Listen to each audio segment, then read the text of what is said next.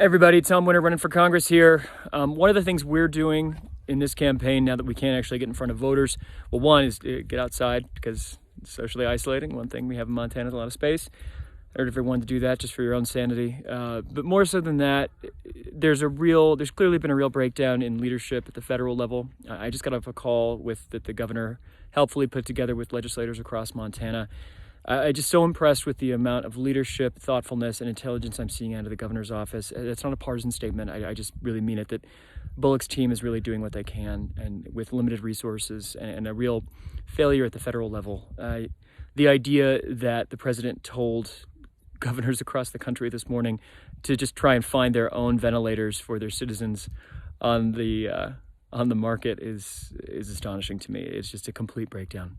And I don't know what to say about that other than that. So I don't know. Moving forward, our campaign is really focusing on using I'm still a state legislator, so not only connecting my constituents, but constituents across Montana with assistance that they can get. I think that we all need to pull together, and you need to check on your neighbors and friends, call, see if they need anything delivered, especially people with immunocompromised kiddos or adults or elders who might be needing to be socially isolating. And with this campaign too, I think one thing that we can do, we're trying to be most useful because there's a lot of voices here.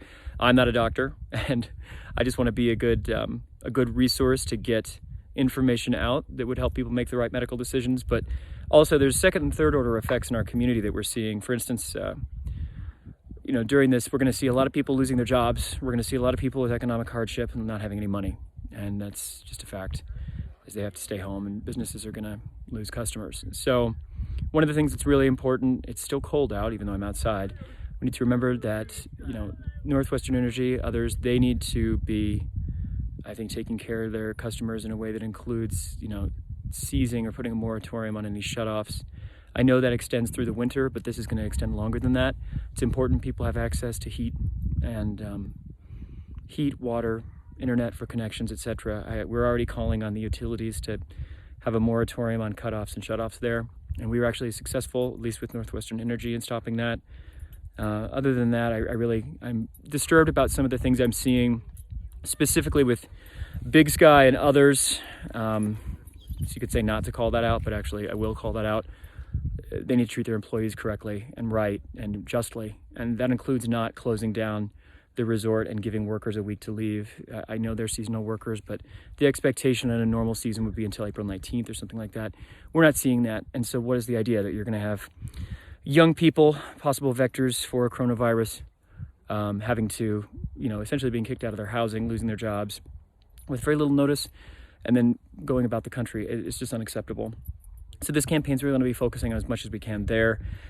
There's also concern that I'm seeing, the president ran through some of his assurances. One was that coronavirus testing co-payments, but also treatment co-payments would be covered by all insurers in the country. And there was a statement right after that from the insurance industry nationally that said that was not the case. And I have many disagreements with this presidency and this administration, but I certainly agree that Americans shouldn't have to pay for that. So what we're going to do is try and hold them to account, at least in Montana.